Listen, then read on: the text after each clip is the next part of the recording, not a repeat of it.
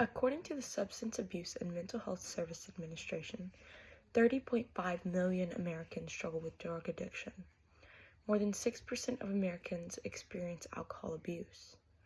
Alcohol abuse is the second most common form of substance abuse in the United States. When an individual's drinking causes distress or harm, that's called an alcohol use disorder. An estimated 10% of adult men and 5% of adult women have an alcohol use disorder. Many of them have lost control of their drinking. They are unable to stop or cut down despite serious negative health consequences and the loss of activities and valued relationships, stated by Harvard Health. When I was 9 years old, I woke up on Christmas morning unaware of how this wondrous day would forever alter my life.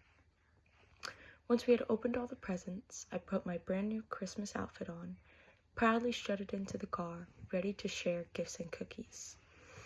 My family was always very close when we were young. Every holiday, the whole family would gather in one small trailer. We all found comfort within that small space, spending Sunday night meals and spending every holiday together. It was a place surrounded by many emotions, the joys, childlike wonders, and family bonding. When we arrived at my grandmother's house that Christmas Day, everyone was already there. All us kids sat around and opened a few more gifts and shared our best treats, waiting for the famous Christmas dinner to be ready. We played around the house while all the adults drank and shared stories. But as time was being used and the clock ticked away, we all got antsy for dinner and rest.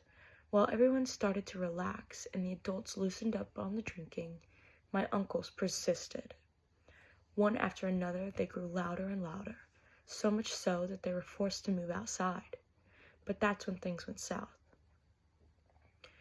We all rushed up to the window of the house to see what was going on when a loud ruckus was made.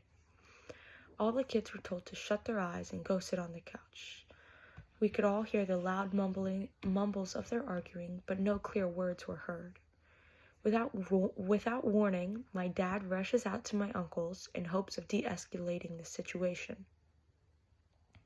Suddenly, my aunt and my grandma scream, and we all shudder with fear. All the grown-ups run outside, moving with such urgency that someone looks close to death. After the argument, things had turned south quickly, and both of my uncles had stabbed each other in the altercation that Christmas Day. Due to both of my uncles suffering from alcohol abuse, they had very negative side effects from this incident.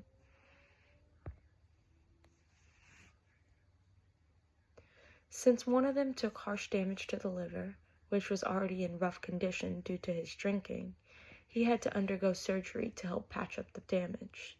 But his recovery period, in comparison to an average person's recovery, took nearly 5 times as long. Meanwhile, my other uncle also struggled from external damages, but his were more internal. After the incident, he became worse than ever before and had a complete personality change. He became hard to be around and less welcomed at the family dinners and events. That Christmas forever changed my viewpoint on alcohol and its effects on people. To this day, I still advocate for safe and reliable resources to friends and family that may need it.